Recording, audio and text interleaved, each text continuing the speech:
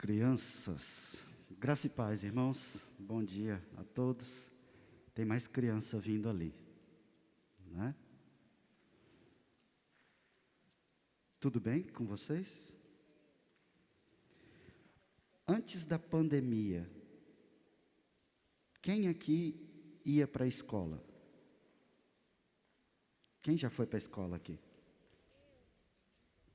Já foi para a escola? Já foi? Da primeira vez que vocês foram para a escola, ou das primeiras vezes, quando o pai de vocês, a mãe, deixava vocês na escola, foi ruim ou foi bom? Foi bom? Ninguém ficou triste? Quem chorou quando ficou na escola? Ninguém? É? 4 anos e você não chorou? Ah, você chorava.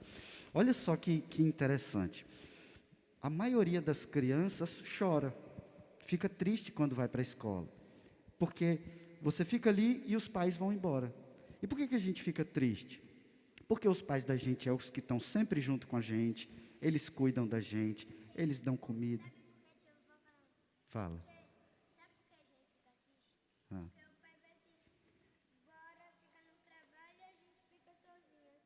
Porque fica sozinho, sim, exatamente. Porque os pais estão sempre com a gente, e aí, naquele momento, eles não estão mais juntos com a gente. Mas deixa eu contar uma história para vocês. Jesus andou com os discípulos dele, muito tempo, juntos, eles faziam tudo junto.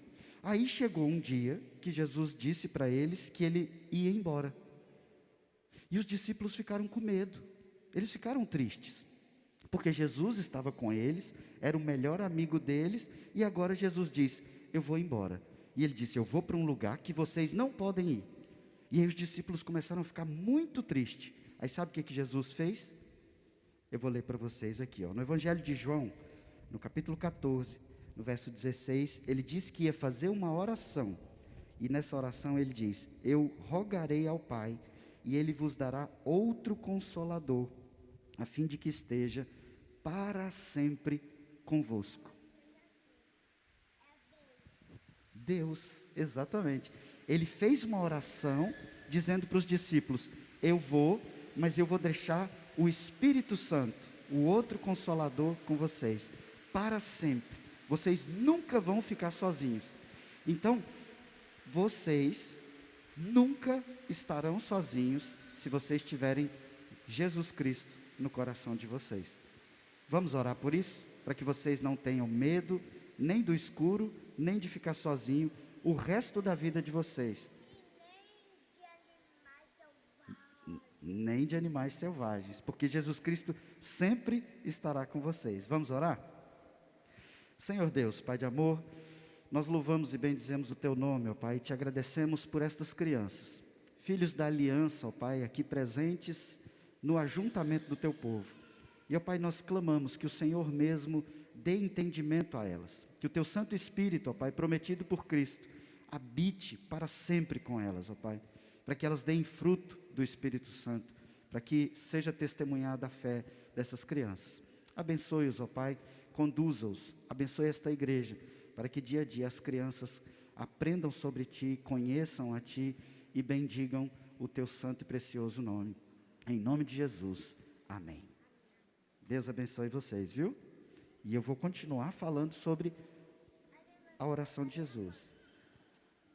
A salinha agora não tem salinha, né? Daqui a pouco vocês vão voltar para o papai e a mamãe.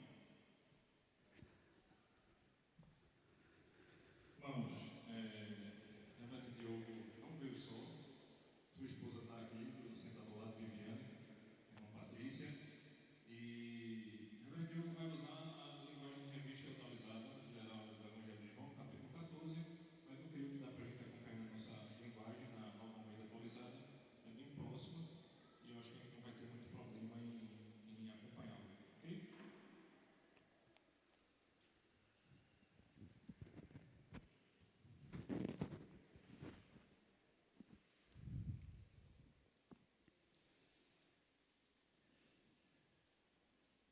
Ok, irmãos, vamos então abrir as nossas Bíblias no Evangelho de João, capítulo 14. Eu vou ler do verso 16 até o verso 31, mas eu não vou expor todo esse texto, apenas para que vocês entendam o contexto onde ele está inserido, e assim nós entendamos toda a palavra. A palavra do Senhor diz assim: E eu rogarei ao Pai, e Ele vos dará outro Consolador, a fim de que esteja para sempre convosco, o Espírito da verdade, que o mundo não pode receber, porque não o vê, nem o conhece. Vós o conheceis, porque Ele habita convosco, e estará em vós. Não vos deixarei órfãos, voltarei para vós outros, ainda por um pouco, e o mundo não me verá mais. Vós, porém, me vereis, porque eu vivo, vós também vivereis. Naquele dia vós conhecereis que eu estou no meu Pai, e vós em mim, e eu em vós. Aquele que tem os meus mandamentos e os guarda, esse é o que me ama, e aquele que me ama será amado por meu Pai, e eu também o amarei, e me manifestarei a ele. Disse-lhe Judas, não Iscariotes: De onde procede, Senhor, o que está para manifestar-te a nós, e não ao mundo? Respondeu Jesus: Se alguém me ama, guardará a minha palavra, e o meu Pai o amará, e viremos para ele, e faremos nele morada. Quem não me ama, não guarda as minhas palavras, e a palavra que estáis ouvindo não é minha, mas do Pai que me enviou. Isso vos tenho dito, estando ainda convosco, mas o Consolador, o Espírito Santo, a quem o Pai enviará em meu nome, esse vos ensinará todas as coisas, e vos fará lembrar de tudo o que vos tenho dito. Deixo-vos a paz, a minha paz vos dou. Não vou-la dou como a dá o mundo. Não se turbe o vosso coração, nem se atemorize. Ouviste o que vos disse: Vou e volto para junto de vós. Se me amasseis, alegrar-vos-íeis de que eu vá para o Pai, pois o Pai é maior do que eu. Disse-vos agora antes que aconteça, para que quando acontecer, vós creais. Já não falarei muito convosco, porque aí vem o príncipe do mundo, e ele nada tem de mim. Contudo, assim procedo, para que o mundo saiba que eu amo o Pai, e que faço como o Pai me ordenou. Levantai-vos, vamos-nos daqui. Vou fazer mais uma rápida oração. Santíssimo Deus, essa é a tua palavra. Nós somos o teu povo, estamos reunidos em teu nome. Pedimos então, ó Pai, pela tua misericórdia e graça, que o Senhor fale conosco, ó Pai, por meio da tua palavra. Que pela tua misericórdia, ó Pai, eu faça uma exposição fiel das Escrituras, e que o teu Santo Espírito fale com o teu povo. Nós te pedimos em nome de Jesus. Amém. Irmãos, como eu mencionei aqui rapidamente com as crianças, nós, quando somos menores, não sabemos disfarçar todas as nossas emoções, e a gente acaba chorando quando os pais deixam na escola ou algo do tipo. Agora, queria contar para vocês aqui algo que aconteceu comigo. Quando eu tinha ali entre 6 e 7 anos, bem novinho, no dia do meu aniversário, eu fui para a escola, e meus pais ficaram organizando uma festa de aniversário para mim. E então eles se envolveram organizando toda aquela festa, e as pessoas começaram a chegar, os parentes, os tios, os primos, e de repente já estava todo mundo ali, aquela agitação, as pessoas comendo, rindo, até que uma tia queria entregar o presente para o aniversariante. Cadê o aniversariante? Me esqueceram na escola. Eu chorei muito. Para eles estavam envolvidos na festa, e eu não sei exatamente quanto tempo eu fiquei, mas foi o tempo suficiente para fechar a escola, trocar o turno do vigia, e eu ficar sozinho com o vigia do turno da noite. Eu lembro que eu chorei muito, e tive muitos momentos de desespero. Eu não lembro de todo o acontecido, mas daquele momento de pânico, a sensação de ser abandonado, ficou cravado no meu coração. Até que meus pais chegaram, me levaram, então a gente foi comemorar aquele aniversário. Veja, nós enfrentamos essas sensações de abandono, de tristeza, de diversas formas na nossa vida. E mesmo quando adultos, nós experimentamos coisas parecidas. Por exemplo, quando um casamento é quebrado, há uma sensação de abandono muito profunda, uma tristeza muito grande. Quando os filhos começam a amadurecer e já não ouvem mais os pais, e saem de casa sem dar satisfação, os pais sentem essa sensação de esquecimento, de abandono. Ou filhos, que os pais não se importam com eles, sentem, e assim nós vamos experimentando essa tristeza de alguém que está sempre ali com você, de que convive com você, que você já demonstrou amor, e de repente essa pessoa não está ali do seu lado o tempo todo. Aqui no Evangelho de João, no capítulo 14, nós estamos num contexto muito parecido com essas coisas. Veja, no capítulo 13, Jesus Cristo havia feito um alerta para os seus discípulos. E ele disse: eu vou para um lugar para onde vocês não podem ir agora. E então ele se levanta e diz: chegou a hora. Levantem-se. Chegou a hora de eu partir. Esses discípulos agora ficam assustados com aquilo. Há ainda um agravante.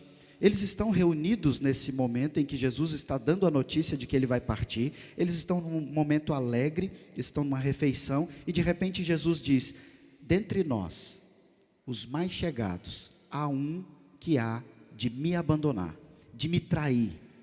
Jesus Cristo aponta a traição de Judas. Os discípulos agora ficam mais aflitos, olhando uns para os outros e perguntando: quem de nós será?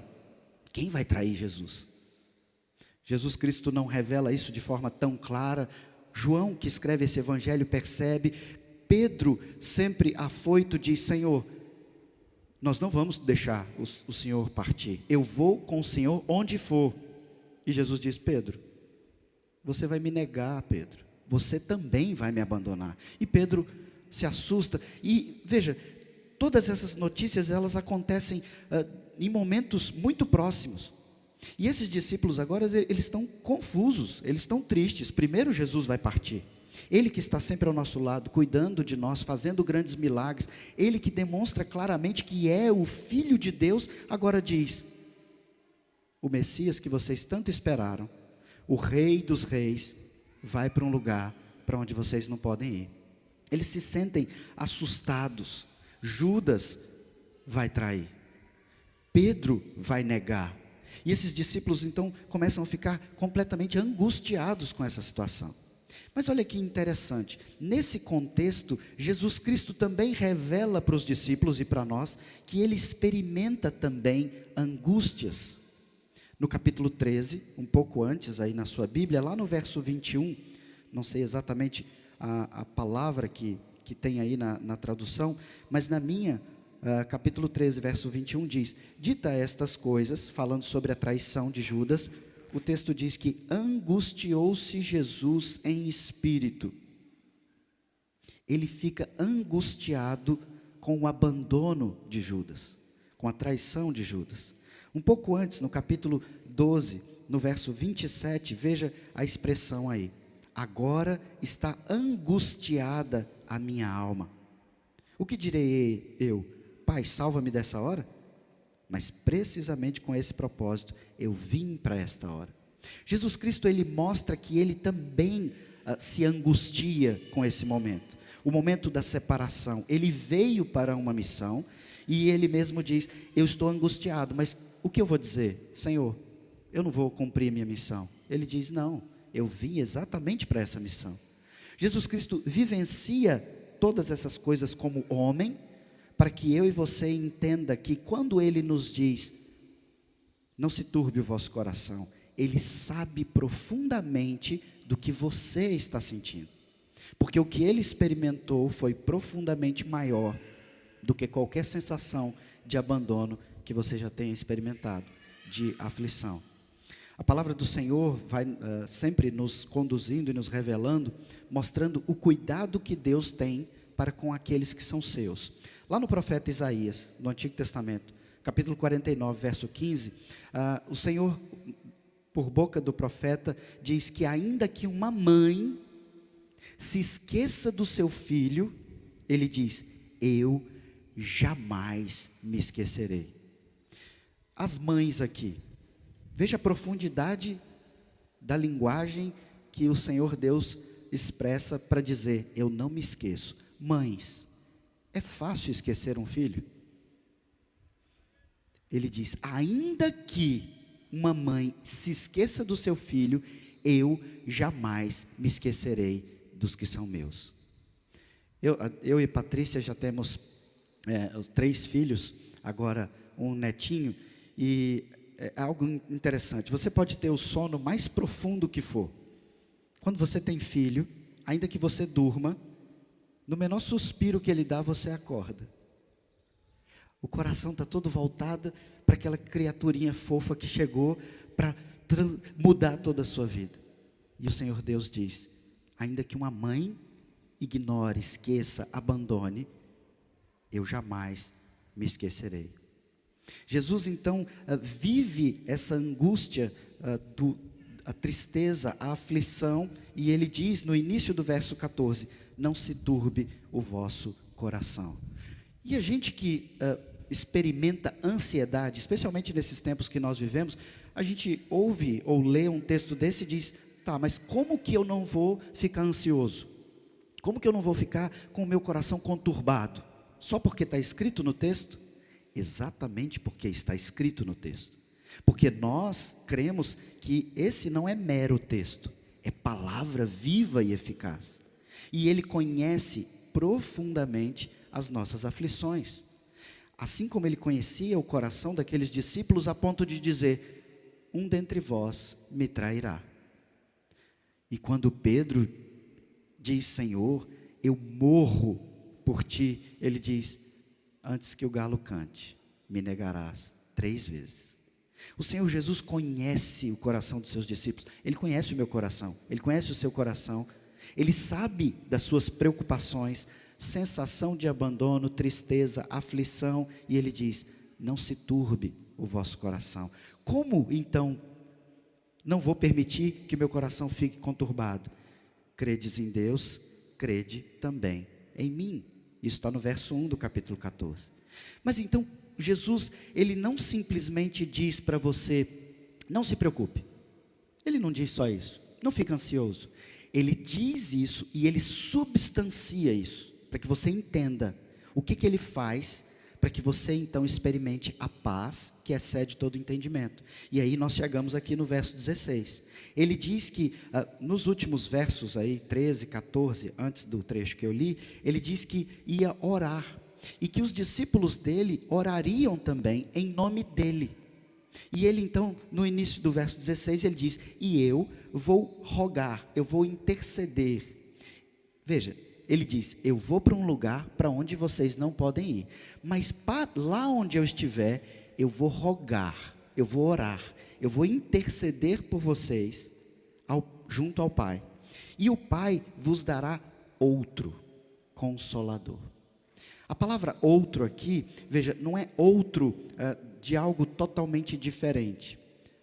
Tem se a gente faz um estudo mais profundo dessa palavra, ele está dizendo outro da mesma essência, outro da mesma espécie. Ele já havia explicado de forma muito profunda que ele e o Pai são um. E agora ele fala da terceira pessoa da Trindade, que também é um com eles.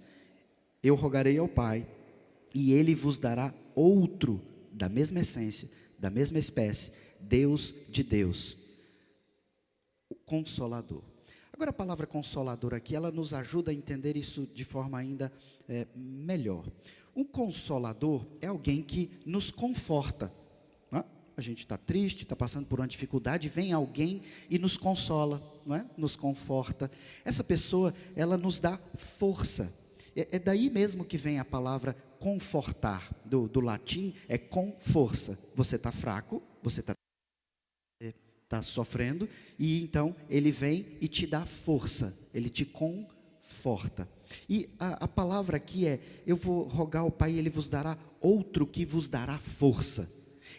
Os discípulos já acreditavam na força, no poder. Eles viram os milagres, os sinais, coxos andando, cegos enxergando, a multiplicação, a palavra, a água sendo transformada em vinho. Eles acreditavam na força e no poder de Deus em Cristo Jesus. E agora ele diz: eu vou rogar ao Pai, e ele vos dará outro que dá força a vocês.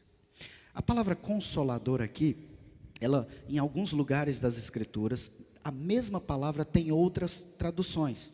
Se a gente observa aqui no Evangelho de João mesmo, no verso 26, tem a mesma palavra escrita, traduzida do mesmo jeito. Verso 26 diz, mas o Consolador. Já lá no capítulo 15, no verso 26, de novo, é Consolador. É a mesma palavra.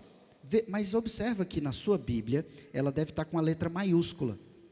Não é qualquer Consolador, é o Consolador. E a palavra grega aqui é Paráclito. Agora eu quero te mostrar em outro texto a mesma palavra traduzida de forma diferente. Se você puder, abra sua Bíblia em 1 João, capítulo 2, verso 1. Primeira carta do mesmo autor, primeira carta de João, capítulo 2, verso 1. Ele diz assim: filhinhos meus, estas coisas vos escrevo para que não pequeis. Se, todavia, alguém pecar, temos Paráclito, advogado junto ao Pai, Jesus Cristo, o justo. É a mesma palavra que foi traduzida lá como Consolador. Só que aqui em João, ela está expressa aqui na minha versão como advogado. E esse advogado aqui, quem é? Jesus Cristo. Outro da mesma espécie, Paráclito. O advogado, o Consolador. Qual que é a ideia dessa palavra para a gente entender? Se a gente traduzir Paráclito exatamente na raiz da palavra, como ela é escrita, a ideia é alguém chamado para o lado de, é alguém que está do seu lado. E daí a ideia de Consolador, é alguém que está sempre do seu lado. Ele é, a missão dele, a vocação dele, o chamado é para o lado de. E o advogado transmite também essa mesma ideia. Jesus Cristo é chamado para ao lado de, daqueles que são dele. Ele é o nosso intercessor. E isso fica claro lá no capítulo 17 de João. E ele então diz, eu vou para um lugar, mas eu deixo ao lado de vocês outro. Mas vamos observar como ele fala mais desse que é ao lado de. Ele diz, outro Consolador, a fim de que esteja para sempre convosco. Para sempre convosco. Eu vou para junto do Pai, mas eu deixo o outro para sempre convosco. Vocês não vão ficar jamais, em momento algum, sozinhos. Alguém aí deve lembrar o que está escrito lá no último verso, no último trecho de Mateus. Mateus 28, verso 20. Jesus diz, ensinando-os a guardar todas as coisas que vos tenho ordenado. E eis que estou convosco todos os dias, até a consumação do século. Nós aqui estamos aguardando a volta de Cristo, a consumação do século. Quem está conosco, ao lado?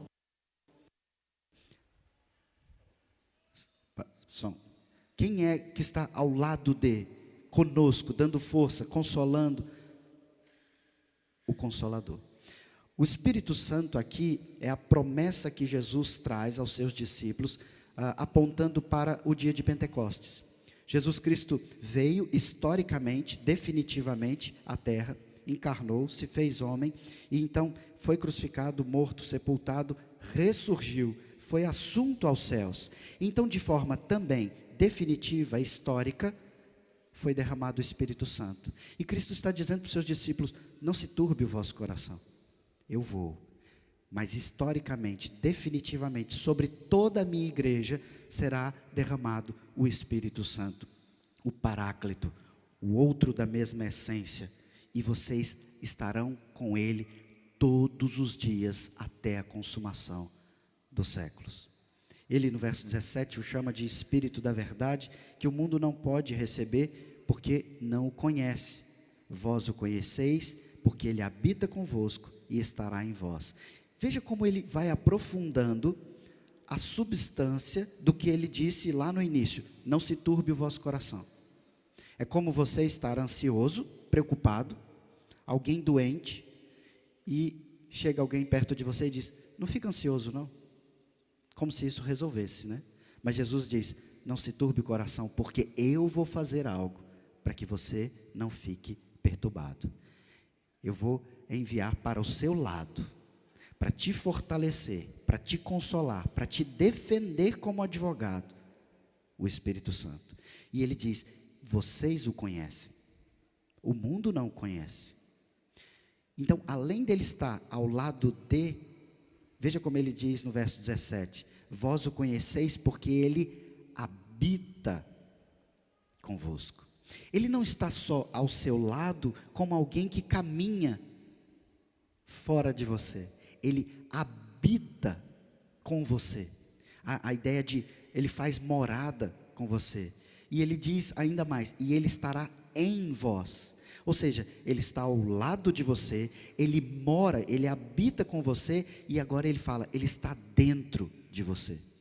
É inseparável. Você jamais, em momento nenhum, em hipótese nenhuma, estará órfão, abandonado, porque ele está em você. E ele foi derramado de forma histórica na igreja. Nós não precisamos aqui marcar reuniões, cultos, e promover aqui a descida do Espírito Santo. Não, ele já desceu. A gente não fica promovendo cultos para Cristo vir e voltar e ficar indo e voltando, porque ele já veio. Nós aguardamos a sua volta para que nós todos estejamos no reino dos céus. O Espírito Santo, de forma histórica e definitiva, também já foi entregue para a igreja. Uma vez convertido e professando a sua fé, ele habita em você, ele está ao lado de você, ele está em você. Mas o mundo não o conhece, o mundo o desconhece, porque o mundo tem o espírito do mundo. O mundo amaldiçoado, quebrado, destruído, segue a mentira. O povo de Deus segue a verdade absoluta.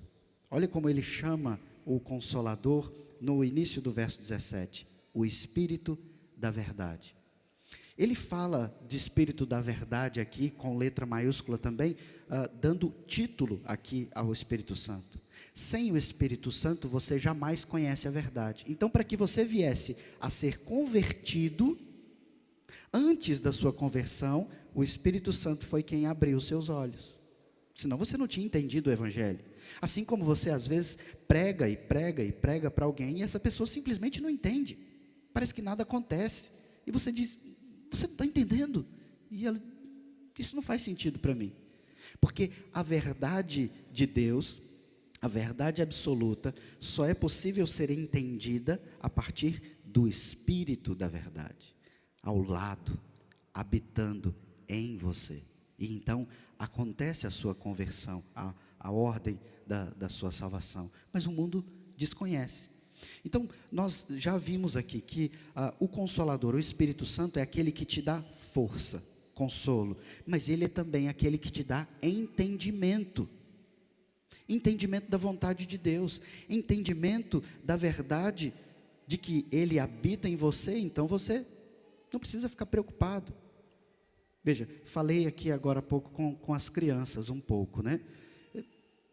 Não sei aqui quais as crianças que têm medo do escuro, né? A gente não vê as coisas, e às vezes está um calor danado, mas a gente se cobre todinho, põe uma coberta, porque a gente não sabe, a gente não está vendo. E aquilo ali retrata muito do que nós, adultos, também já aprendemos a disfarçar, mas a gente também tem medo. Especialmente quando as coisas estão escuras. Quando é que vai acabar essa pandemia? Quando é que vai acabar essa aflição? Será que vai ter outro lockdown? Será que vai ter um agravamento? Vai ter outra onda e outra onda? É como se a gente estivesse no escuro e não sabe o que vai acontecer. É nessa situação de medo, de insegurança, que Deus diz, eu sou o Senhor. Não se turbe o vosso coração. Credes em Deus, credes também em mim. Eu rogarei ao Pai e Ele vos dará o Consolador, o Espírito da verdade. Você então lê as palavras, ou a palavra do Senhor, e você tem entendimento dessas coisas. E isso então frutifica dentro de você numa paz que você não sabe explicar. A paz que excede todo entendimento.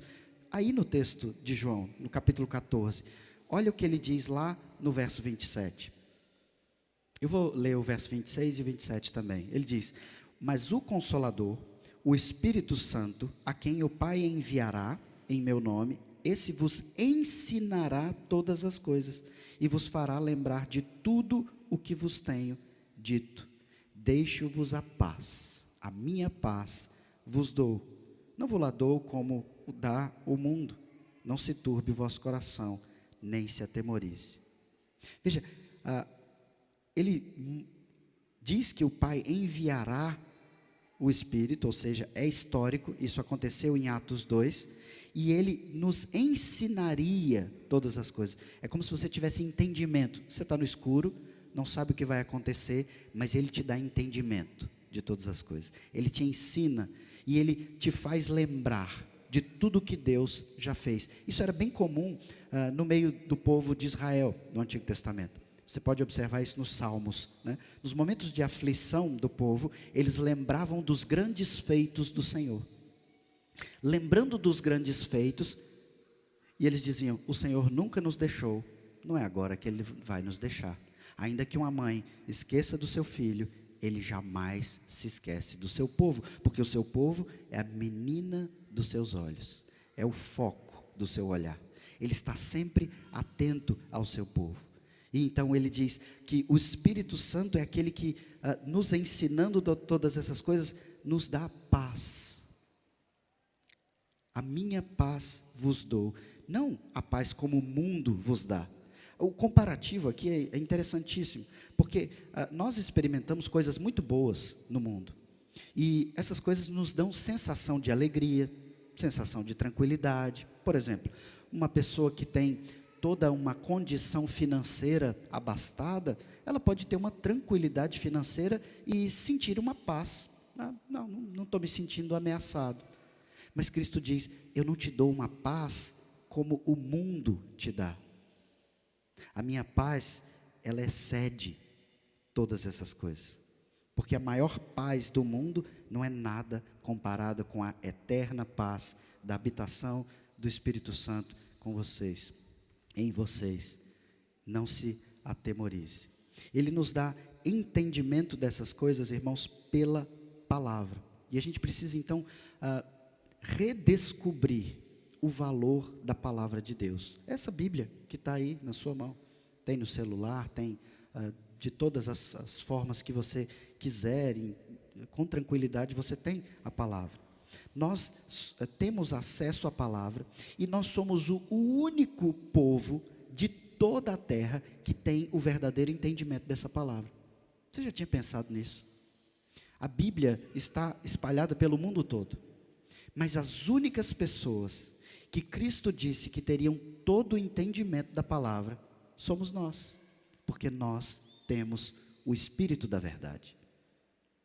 Apóstolo Paulo, quando vê a igreja vivenciando momentos de conflito e pessoas processando outros na justiça comum, ele se espanta com isso e diz: por que vocês estão fazendo isso? Isso é motivo de vergonha. Vocês têm entendimento da verdade. Por que vocês estão procurando resolver as coisas por meio da paz que o mundo vos oferece na justiça comum? Vocês são os homens mais sábios. E ele diz: vocês são chamados a julgar toda a terra, a congregação dos santos. Nós, em Cristo, na habitação do Espírito, somos feitos nação de profetas. Os profetas do Antigo Testamento, aqueles que ouviam a voz de Deus e proclamavam a voz de Deus. Eles tinham conhecimento da palavra. Nós, no Espírito Santo, somos feitos nação de profetas, porque nós temos acesso à palavra. Deus não precisa, e Ele escolheu, não se revelar de forma audível a nós, porque havendo outrora falado aos pais pelos profetas, agora nos tem falado em Cristo Jesus, pela palavra. E você tem entendimento da palavra. Nós somos feitos então um reino de sacerdotes, porque no Antigo Testamento você pecava, então você tinha que levar ali um sacrifício. O sacerdote recebia esse animal, esse sacrifício, e ele intercedia por vós. Agora, após a crucificação e ressurreição, o véu é rasgado de cima a baixo. Você não tem necessidade de um sacerdote, porque Cristo, totalmente puro e santo, se fez sacerdote. E nós então somos nação de sacerdotes, reino de sacerdotes. E nós então também somos feito o corpo de Cristo, porque o que nos une, o laço que nós temos, maior do que o laço sanguíneo que você tem com seus familiares, é a habitação do Espírito. Somos feitos um só. Somos um povo, cada um tem a sua vida, mora na sua casa, mas nós somos um corpo. E esse corpo está totalmente ligado, de tal forma que a imagem que a Bíblia nos traz é do nosso organismo. Nós não podemos ignorar os outros órgãos. Se um está mal, todo mundo fica mal, porque o Espírito nos torna um. Profetas, vocês entendem e anunciam a palavra. Você pode evangelizar as pessoas. Sacerdotes, você tem acesso à habitação do Pai. Corpo, você tem comunhão com todo o povo de Deus e o próprio Deus. Essa imagem é bem rica, se você se lembrar um pouquinho, lá do Éden. O que aconteceu ali, né?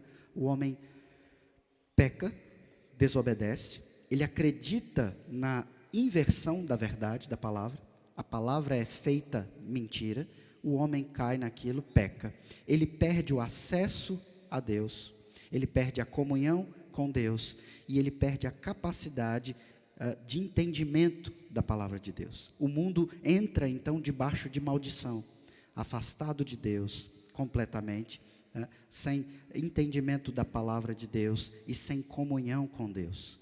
E então, em Gênesis 3, há a promessa do Messias, aquele que viria e nos traria de volta o acesso ao Pai. Aquele que se encontrava na viração do dia, agora diz, ele virá e vocês terão a habitação. Não será só na viração do dia, será todo o tempo todo. Vocês têm acesso e vocês têm comunhão. Cristo, intercedendo, diz, Pai, assim como eu e tu somos um, que eles sejam um conosco também. Ele nos dá força e entendimento por meio da palavra. Veja como ele diz aí no verso 18, não vos deixarei órfãos, eu voltarei para vós outros. Aqui que está o conforto dos discípulos. A palavra órfão, ela tem uma série de possíveis traduções, sinônimos, significados, mas algo que me marcou muito estudando essa palavra, é que é alguém sem consolo, sem provedor, sem alguém ao lado, alguém abandonado. E ele diz, eu não vos deixarei órfãos, eu voltarei para vós outros. Verso 19, ainda por um pouco, ou seja, até a cruz, e o mundo não me verá mais. Vós, porém, me vereis, porque eu vivo. Vós também vivereis. Naquele dia vós conhecereis que eu estou o Pai, e vós em mim, e eu em vós. Aquele que tem os meus mandamentos e os guarda, esse é o que me ama. Aquele que me ama será amado por meu Pai, e eu também o amarei e me manifestarei nele. Veja quem é que experimenta a presença do Espírito Santo, a manifestação dele, aquele que tem os meus mandamentos e os guarda. Nós lemos aqui as perguntas do catecismo, falamos aqui sobre coisas importantíssimas, a resposta nos ensina muito, tudo aquilo baseado nas Escrituras. A obediência aos mandamentos é o que nos salva? Não é porque você guarda o dia do Senhor que você é salvo, mas porque você é salvo que você guarda o dia do Senhor. Aquele que tem os meus mandamentos e os guarda, esse é o que me ama, porque eu habito nele, eu estou ao lado dele, eu tenho morada nele, e então ele me ama porque foi amado, e eu me manifestarei nele. Quando ele usa a palavra manifestar aqui no verso 21, ele está lembrando aqui do que ele havia dito lá no capítulo 14, no verso 12, porque ele diz, aquele que crê em mim fará também obras, as obras que eu faço, e outras maiores fará. Cristo manifesta o seu poder, misericórdia, graça, perdão por meio daqueles que guardam a sua palavra, aqueles que são habitados pelo Espírito Santo. Eu me manifestarei nele, obras maiores, não em poder, porque o poder é dele, mas em abrangência, em alcance, todas as tribos, povos e raças. Eu me manifestarei neles, aqueles que guardam, ou seja, é sempre pela palavra. Então, ele repete esse conceito lá no verso 23, se alguém me ama, guardará a minha palavra, e meu Pai o amará, e viremos para ele e faremos morada nele. Você quer mais da presença de Deus na sua vida? Leia a palavra, estude a palavra. Você tem dificuldade de entender a Bíblia? Ore, você tem o Espírito Santo, o que inspirou a palavra. Você quer uma vida de santidade que glorifique a Deus? Guarde os mandamentos, guarde a palavra. E Ele promete fazer morada, habitar com você. Então, todo o seu processo de santificação, de santidade, de busca, de adoração, todo ele é pautado na palavra. Estar cheio do Espírito Santo não é fazer algo descontrolado, é ser completamente controlado pela palavra. Rejeitar a palavra, algumas partes dela que não te agradam, é como rejeitar o próprio Cristo.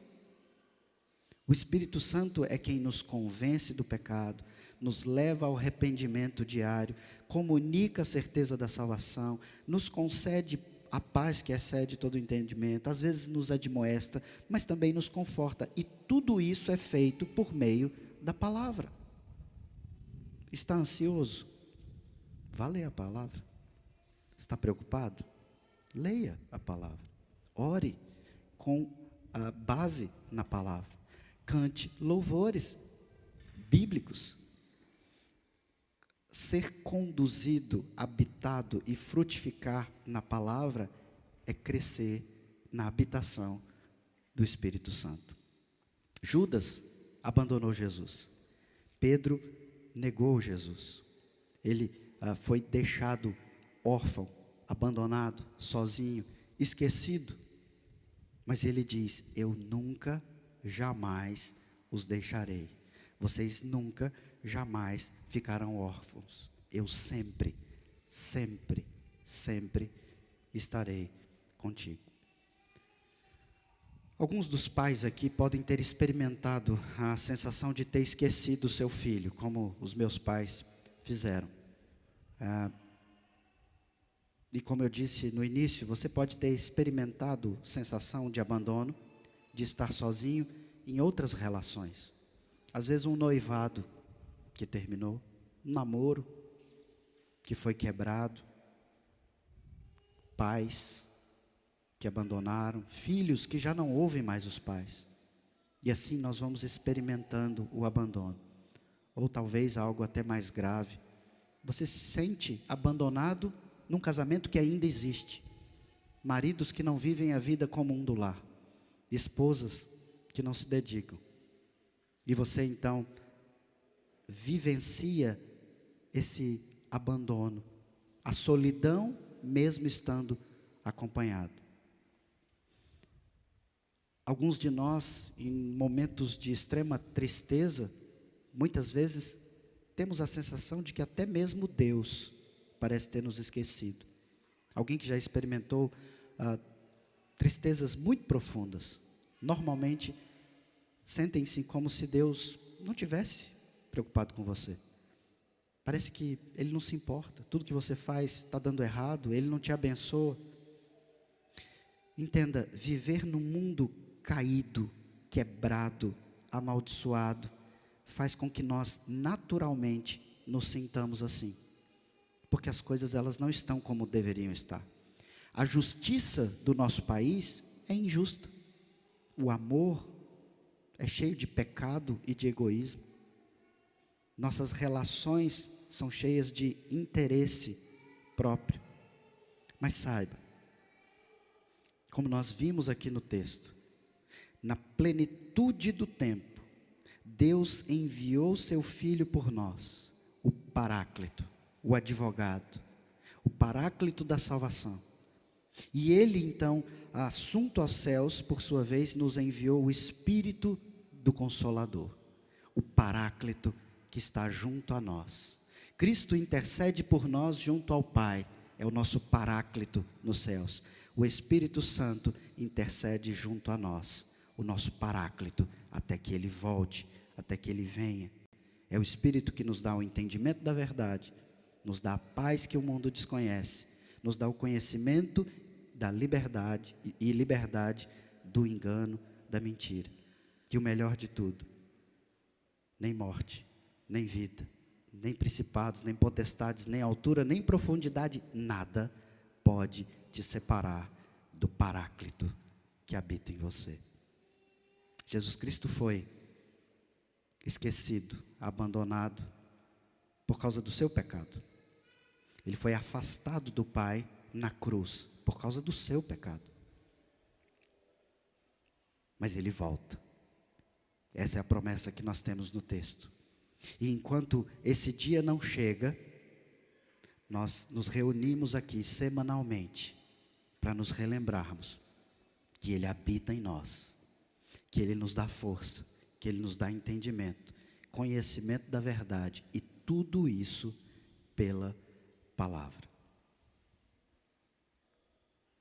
Uma igreja bem-sucedida não é uma igreja rica, não é uma igreja numerosa, não é uma igreja mais ou menos avivada. Uma igreja bem-sucedida é uma igreja bíblica.